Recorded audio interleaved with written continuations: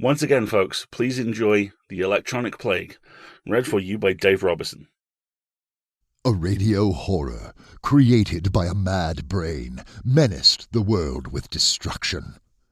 The electronic plague, that infernal and unparalleled blight which spread over the country on the evening of September 10th, 1935, just after nightfall, when everybody was tuning up the radio, casting street and house into utter darkness, stopping completely the machinery of civilization, and striking tens of thousands of persons unconscious, hundreds of them never to awake. The electronic plague has never been satisfactorily explained to the public. Few know the true story. Officials of the War Department have, locked securely away in their most secret vault, the device that caused the woeful disaster, and with it a document, the confession of Dr. Alexander Nash, its inventor, who himself died in the plague. Welcome to PseudoPod's Public Domain Showcase for 1925.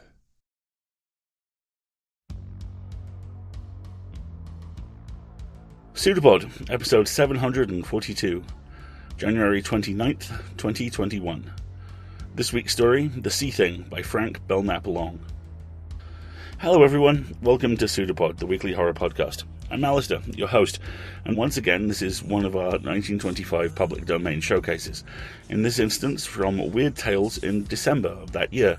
It's audio produced magnificently, as ever, by Chelsea, and we have a note for you about it, but it's a note which is more than a little spoilery, so I will move it to the end of the story. Your reader this week is Andrew Lehman, who is from San Francisco, as is the boat involved, and we'll leave things there. Because, listen carefully, and what you'll hear is the truest of true stories.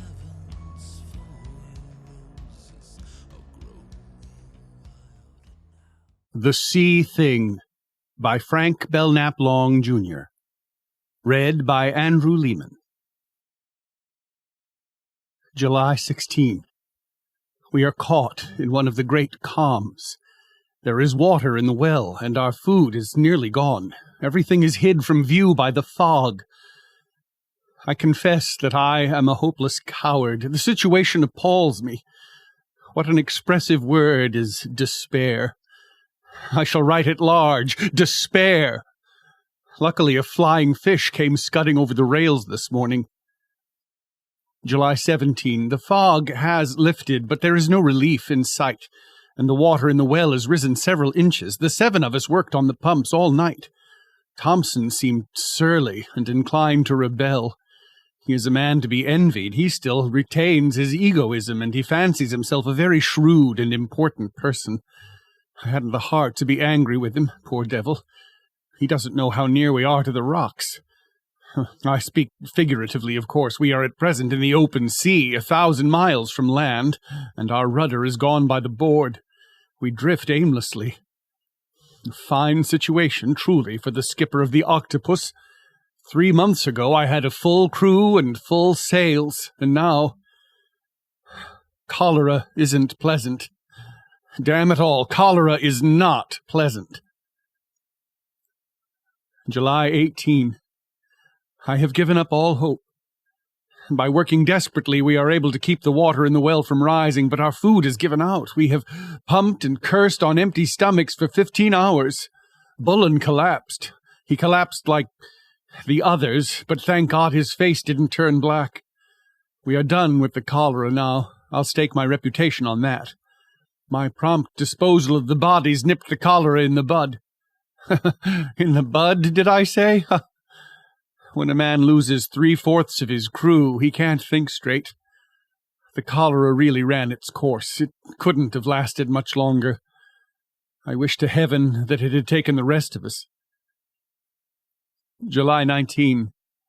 It was funny. Another flying fish came aboard today, and Tommy Wells made a dive for it. He dived after it head first, with arms akimbo like a man just awakened from some crazy dream, and he slid along the planks. But he got the fish. He caught it between his 2 hands and bit into it, and finally disposed of it, bones and all. "That was a devilish thing to do," said Thompson. Big Johnny Boltzig cursed horribly. I felt rather light in the head, but I didn't say anything. But I was a bit put out. We could have divided the flying fish up, but, as I say, it was funny. July 20. Our case is desperate. There isn't a breath of air stirring, and Boltzig has joined Bullen. They are both below, unable to move an arm between them, and Bullen is very near death. Curiously enough, though, the 5 of us are able to keep the water down, but we are tired. Tired. July 21. We have one thing to be thankful for. The water has not risen an inch in 12 hours, and we didn't pump. We are too tired to pump. We lay about on the decks and cursed and made faces at the sky, and we never mentioned food. But Thompson's tongue stuck out queerly. "Put that rag in your mouth," I shouted. It was a coarse remark to make to a starving man, but I was suffering acutely. Why do I continue to write in this log? July 22nd. We are saved. Who could have anticipated such glorious good luck? A boatload of provisions and a jolly companion to cheer us up. He claims that he is the sole survivor of the Princess Clara. You have undoubtedly heard of the Princess. A finer brig never put out from Frisco, and she's gone. A hurricane and a leak did for her. 6 or 7 got away in the longboat, but my friend, I call him that because he has saved us all, my friend threw them overboard. They died first, of course. Get that straight. They died from fright or from drinking salt water, and my friend didn't like the company of corpses, so he just naturally disposed of them. That's his story, and I accept it at its face value. I'm not a man to go poking about and asking questions. It's enough that he's brought us provisions and jolly companionship. We were growing weary of each other, we 7. He calls himself Francis de la Vega. July 24th. DeVeghi, we call him that, has been with us now for 3 days. He has the run of the ship, and I have given him the mate's cabin. The mate has no further need for a cabin, since he spends his nights on the ocean floor. A splendid chap, the mate. He was the first to go. But I mustn't rake up old ashes. DeVeghi is tall and amazingly lean, and I never saw a paler man. His face is drawn and haggard, and his eyes large, and they consume you. There is something devastating about his eyes. Sometimes they seem 100 years old. His forehead is high and as yellow and dry as parchment, and his nose is curved like a scimitar. Strangely enough, he reminds me of Poe's Usher. I say strangely enough, because the man has nothing but his appearance in common with the aristocratic neurotic of Poe's tale. He is boyish, gay, and utterly free from gloom. His manner is ingenuous and charming. He is all smiles and assurance, and he tells stories that are almost Rabelaisian in their frank, coarse humor. He possesses a remarkable knowledge of medicine, or perhaps I should say of healing, since he uses no drugs. But he has completely restored Bullen and Big Johnny Boltzig. The 8 of us make a jolly crew. He has given us new life, new confidence. His presence is a delight to us. There is one thing curious about him. His hands are cold and almost lifeless. There's no blood in them. I never before saw such hands on a human being, and the nails are astonishingly long. July 27. DeVeghi is kept more to himself. He remained locked in his cabin this morning and answered my anxious questions through the keyhole, but I was too busy to show surprise. There was a curious chill in the air which promised wind, and Thomson Wells and I worked desperately to get up the topgallants and strengthen the weather leeches.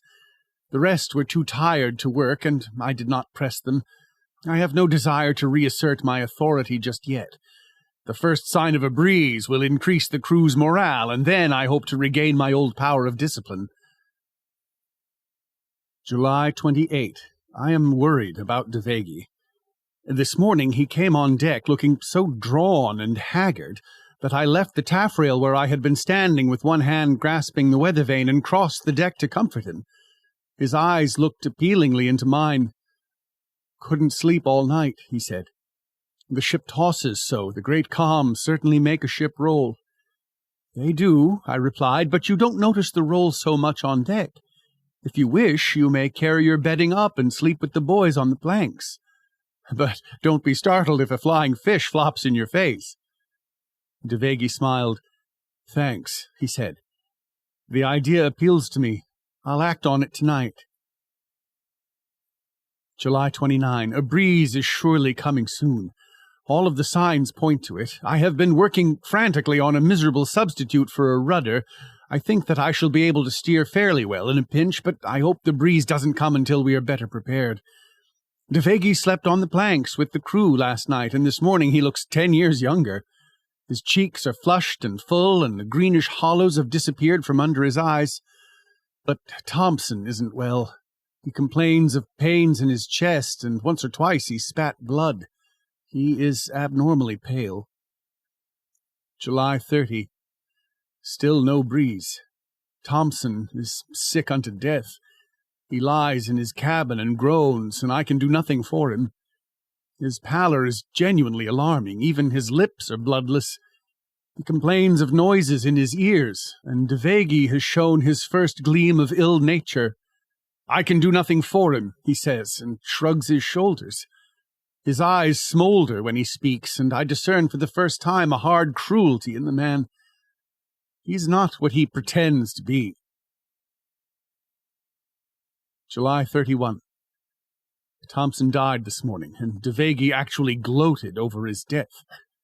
What does it mean? Why such a sudden change in a man who owes everything to our generosity? It is true that his coming supplied us with food, but we snatched him from the very maws of the sea. That is ingratitude for you. Human beings are utterly despicable, and I have lost faith in them. Devegi does not differ from the rest. He gloats over the misfortunes of others. He actually smiled when I read the burial service and dropped poor Thompson into the sea. Imagine it. August 1. There is still no wind. I should welcome any sort of breeze after what I felt today. There is something unnatural about this ship. Even the cook has noticed it. It ain't natural, he said, for a ship to smell like this. And that Devegi fellow's cabin, phew, it not only stunk, but I laid my hand over his mouth. "You're an idiot," I shouted. "Devegi's all right. I don't know what made him smile yesterday when I shipped off poor Thompson, but he isn't a bad sort." I lowered my voice. "He never complains, and his companionship is jolly stimulating. The boys couldn't get along without him. You have a feeling that he knows more than 10 ordinary men whenever he opens his mouth to tell one of his amazing yarns. And that tale of the Spanish Inquisition that he frightened Boltzig with yesterday morning was so real, so vivid." "I always distrusted him," said the perverse fool. I grimaced and remarked coolly that nothing could be more absurd than the prejudices of a lazy son of a sea cook. But I must confess that the smell of Devegi's cabin did horrify me. I had entered it while Devegi was on deck, and the stench nearly laid me on my back. The place smelt like a hellish charnel house. The odor of decaying shellfish mingled with a peculiarly offensive and acrid smell that in some indefinable way suggested newly shed blood. There was no sign, however, of anything amiss in the cabin. I was so horrified that I left almost immediately, slamming the door with a bang. Tonight I shall drink heavily. Oh, I shall get gloriously drunk. I shall make a fool of myself, but what does it matter? August 2. Devegi has grown hard and cynical. He curses my men and refuses to speak to me. This morning little Tommy Wells went below and lay down. He was as white as a squid's belly. Something told me to examine him. I commanded him to strip, and I searched his entire body for signs of discoloration. I thought that possibly the cholera had taken a new form.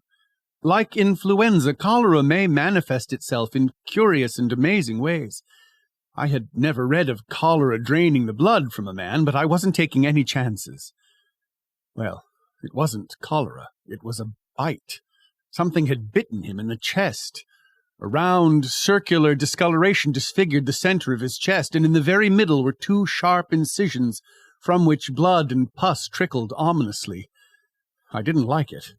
Neither did Tommy. When he saw the wound, he sat up very stiff and straight and asked me if I knew any tropic insects capable of such devilry. "There are no insects 1,000 miles from land," I shouted. "Don't be such an incredible imbecile." Tommy looked at me reproachfully. "Flies," he said. "They're often found on board. You know that just as well as I do. This stinking hold would breed 'em as big as whales. It couldn't have been anything else. I didn't feel it at all, didn't even know that I had the bite." "There's something more than flies in this, Tommy," I said. "The thing that bit you came out of the sea. Ever see a lamprey's wound on a fish, Tommy?" "Did I ever see a man walking with his legs?" snapped Tommy. "But how could a lamprey get me? I didn't sleep on the bottom of the sea. I slept on deck, and I was covered up. I suppose your lamprey climbed over the rail and walked about and finally decided that I would make a good juicy meal. Then, I dare say, he lifted the blankets and crawled under my shirt and fed until morning. He would be wise enough, of course, to get away and over the side before daybreak. Is that your theory, Captain?" I was curiously impatient with the boy. His levity had somehow stung me. "It's a better theory than your flies," I responded. Tommy smiled grimly and turned over in his bunk. August 3. Tonight I went down into the pit. Something walks at night in this ship. The pestilence that walketh at nightfall. I wonder if the Hebrew prophet saw what I felt. I awoke from a heavy sleep, and something that does not sleep was standing above my bed. The cabin was wrapped in a velvety blackness, and I could see nothing, not even a shadow, but I heard it gulp. And I smelt. The odor of decay was so strong that it stung my nostrils. And I heard the thing above me gulp. It didn't breathe or whisper or cry out, but it simply gulped. I tried to rise, but it laid its hand on my head and forced me back. And its hand was slimy, like the hand of a frog. August 4. An unaccountable incident occurred on deck today. I am obliged to believe that Devaghi is insane. Red Walker was working on the braces, and his hand accidentally slipped. He cut himself badly. The blood ran down his arm, and we all feared that he had severed an artery. His underlip trembled, but he didn't complain or cry out. He simply walked with unsteady steps toward the forecastle while he sought to stanch the flow of blood with his uninjured hand. Devaghi was standing above the lee scuppers, and the sight somehow startled him. He threw up his arms and ran straight for Red. Red saw him coming and stopped, puzzled and a little hopeful. He recalled Devaghi's power of healing. In a moment, Devaghi had seized upon the injured arm. He gripped it forcefully and put it under his shirt. He held Red Walker's wrist against his chest, and he seemed horribly excited. His eyes bulged, his cheeks turned gray, and balls of sweat accumulated on his forehead. Devaghi was making a tremendous effort to achieve something, but we couldn't guess what. The situation was uncanny. I stepped forward to interfere, but when I reached them they were free of each other, and Red was examining his arm with horror and amazement. "There's no blood in it," he groaned. "And my God, it's as cold as ice." Devaghi scowled. "I didn't expect gratitude," he said dryly, "but you have no right to complain. I've fixed your wrist for you. It won't bleed again for some time." I could only stare. Is Devaghi mad, or has he mastered some monstrous system of healing? August 5. Red Walker is dead. I disposed of his body this morning. It was white and rigid, and I noticed an extraordinary discoloration above the wound on his wrist. From the elbow down, his arm was bright green. I cannot explain it. Blood poisoning, perhaps. But I do not like Devaghi. I no longer trust him. His presence has become obnoxious to me. Something walked again tonight. It bent above my head, and I heard it gulp. August 6. I am stunned, frightened. Who could have dreamed? Who could have expected? The thing is so incredible, so hideous, so utterly outside human experience. I found the book in the ship's library. It was one of 40 water-soaked volumes. It was a very ancient book, and the leaves were yellow and the cover eaten away at the corners. It was dated 1823. But that is not strange. Books 100 years old are not uncommon on clipper ships that should have been scuttled before the beginning of this century. I had poked among the absurd books out of curiosity, incidentally seeking something to read that would lift me above a gruesome world of sea and sky and walking pestilence. I turned the pages of the little book rapidly and laughed at the ridiculous lore that graced its soiled yellow pages. It was a miscellany bearing the title A Winter's Evening, and the incongruity of such a book among such surroundings amused and delighted me.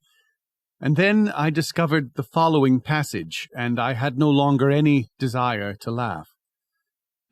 According to Father Feiju, in the month of June, 1674, some young men were walking by the seaside in Bilbao, and one of them, named Francis de la Vega, suddenly leaped into the sea and disappeared presently. About 5 years afterwards, some fishermen in the environs of Cadiz perceived the figure of a man swimming and sometimes plunging under the water. It is said that his body was entirely covered with scales. They also added that different parts of his body were as hard as shagreen. Father Feiju adds many philosophic reflections on the existence of this phenomenon and on the means by which a man may be enabled to live at the bottom of the sea. August 7. This morning I showed Tommy Wells the miscellany. He read it slowly, and his face actually turned yellow. His small blue eyes narrowed. "We must act at once," he said. Later, "We have made our plans. Tommy and I are to bunk together tonight. We have automatics and a sharp knife. The knife, we feel, will be necessary. This morning, Tommy and I discussed vampirism. A stake or knife must be driven through the heart," said Tommy. "But a sea vampire, Tommy," I responded, is different." Tommy shrugged to conceal the horror and uncertainty in his tired brain.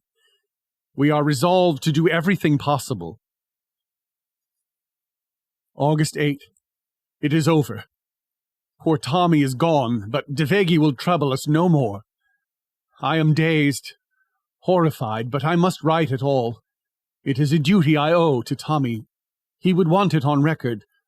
Tommy was always methodical, and he insisted on regulations. I must put it in the log to please Tommy.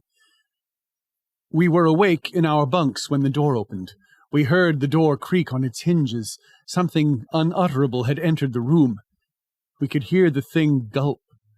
Tommy gripped my arm, and I got ready to strike a match. I waited until its soft, slimy approach became unbearable.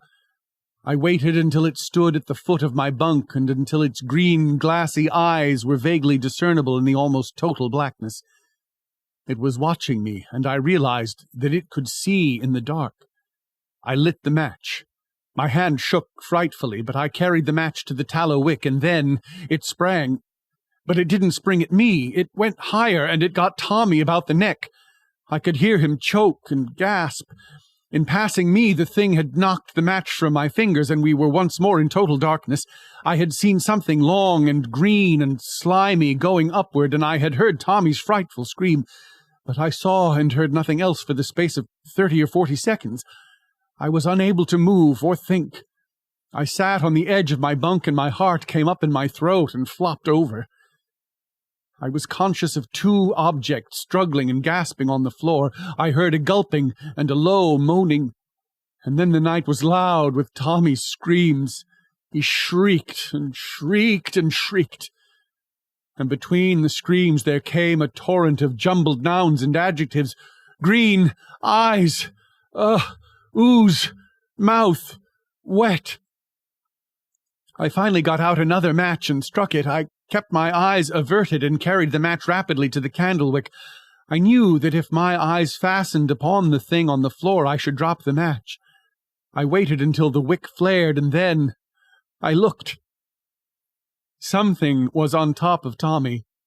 It covered him, and seemed apparently about to absorb him. In its evil, distorted features and long-nailed hands, I recognized a caricature of Devegi, but the evil in the man had sprouted. It had turned him into a jellyish, fishy monstrosity. His legs and arms actually gave. They were like nothing in this world under the sun and moon and stars. They lengthened and enveloped and choked Tommy. But the worst of all, the body of the thing was covered with greenish scales, and it had pink suckers on its chest.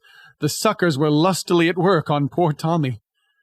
The suckers were draining Tommy dry. His screams kept getting louder and louder, and he muttered pathetic invocations and shameless blasphemies, and his scared eyes watched me.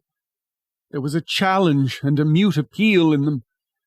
I thought of the revolver in my bunk. I turned, and my fingers sought frantically for the weapon. At length I found it. I gripped the butt and leveled it. I leveled it at Tommy and the thing on the floor. I fired at Tommy and the thing. I had no intention of sparing Tommy. I knew that Tommy would not want that. The appeal in Tommy's suffering eyes was unmistakable. After that, objects refused to retain their identity in my sight. They coalesced and separated and came together again. The objects on the floor merged with the table and chairs and bunk ends. I have a vague recollection of carrying 2 bodies on deck and dumping them overboard. I remember that one body was long and slimy and strangely heavy. The other was amazingly light. Before I carried the long, heavy body on deck, I drove a knife through its heart. I think that the blood spurted out and spattered my arms and legs, but the memory of this occurrence is more vague than the shadow of a dream. Did the long, green body groan when I stabbed it? And did a look of ineffable happiness and gratitude come into its eyes? Did the small body also speak to me before I carried it on deck? Did I later go into Devegi's cabin and breathe the fresh, clean air that blew through it? I cannot answer these questions, but I do not think that they require an answer. August 9. A breeze! A breeze! The great calm is broken and all hands are busy forward. I thank God that by tonight we shall be headed toward Frisco.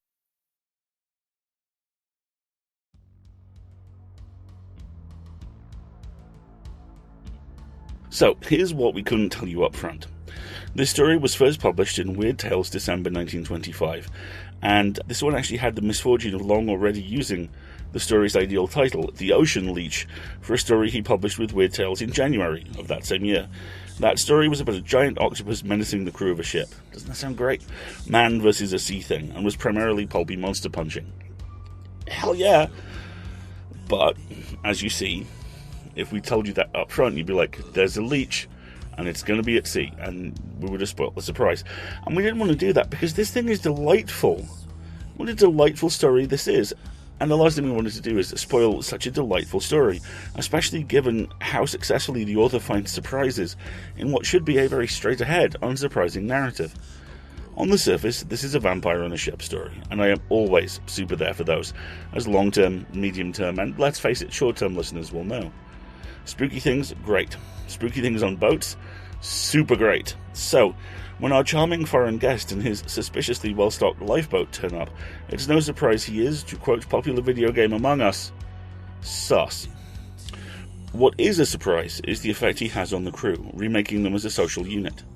I love the idea of a vampire who's kind of fun to be around, who really cares about their vassals. Sort of what we do in the Shadows, but competent. I mean, make no mistake, this crew are still in hell. They're still in unbelievable amounts of trouble. But, I mean, he tells funny stories, and he's nice and polite, so he's got to be fine, right? That willingness to accept the tiniest little crumb of normality, that is the dark side of the keep calm and carry on spirit. It's also the reason I firmly believe that Quincy P. Morris does what he does in Dracula when the others can't. Because the Brits would all be too busy apologising for their neck being a little bit too tough to bite. Anyway, here there is a hint of a complex and deeply unsettling social contract between the characters that's abusive and codependent and clearly part of the feeding process. It's revisited in the end, too, within the hint of gratitude when the creature is killed. There's a sense of this being something he is trapped in and can't break out from. He knows what he is. He knows what he's done, and he knows what has to be done, and he can't do it. Perhaps that's why he makes friends, even if it is with the doomed survivors whose final words are shot through with the exact optimism that's a little too brittle, a little too perfect. Desperate times, desperate measures, and it's unclear to me whether the ending is sincere joy at getting home, desperate joy at getting home, albeit in a boat coated with the viscera of your crew, or the lights slowly going off as the main character's brain shuts down through sheer trauma. Compels me, though, like the man says. We just started paying associate editors who are slush readers, and the first line of contact for every magazine and author. They are the unsung heroes of the industry, and it's time we sung them. We've rolled out pay for all 4 shows at a reduced rate, because we're not quite at the target donation level yet, but it was time to get this done, and so we have. If you can donate to help push us towards that goal, please do, especially as literally everything we do is powered by your donations, story purchases, staff payment, everything. You can either go to PseudoPod.org and click on Feed the Pod, and then you can subscribe for as little as $5 a month, or give a one-off donation through PayPal, or go to Patreon and do the exact same thing, and in both cases get access to our audio vault full of amazing, long-lost, deeply weird, and constantly updated, I might add, Escape Artists audio goodies. There's actually a third way now too. If you have Amazon Prime, then please go to escapeartists.net/Twitch and find out how you can donate to us via Twitch, pretty much for free. Go check it out. Finally, for time, that's actually really easy. Did you like the story? Leave a review. Make a comment or link to it on social media. You would not believe how much stuff like that helps. So if you can, please do. And if you can, thank you. We're back next week with episode 743, which will be on February 5th, and is Flash on the Borderlands, Stage 3, The Bargain, featuring audio production by Marty, stories by William Faulkner, Gordon B. White, and Donier Coles, and narration by Dave Robertson, Ben Phillips, and Tonya Ransom. Then, as now, we will be a production of Escape Artists Incorporated, released under a Creative Commons Attribution Non-Commercial No Derivatives license, and we leave you with these words from the exact sea shanty that has been haunting your TikTok for the last week and a half, and in the interest of basic human decency, I will not be singing them at this time. Soon may the Wellerman come to bring us sugar and tea and rum. One day when the tonguing is done, we'll take our leave and go. See you next time, folks.